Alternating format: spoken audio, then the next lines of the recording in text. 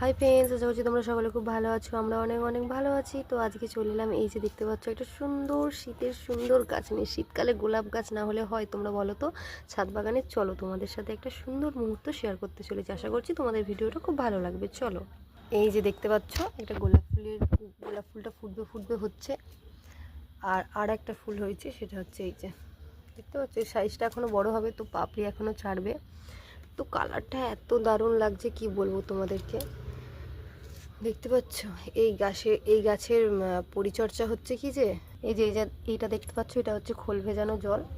তো এই জলটা আমরা গাছে দেব, তো গাছ খুব সুন্দরভাবে গ্রোথ নেবে। চলো তোমরা দেখো।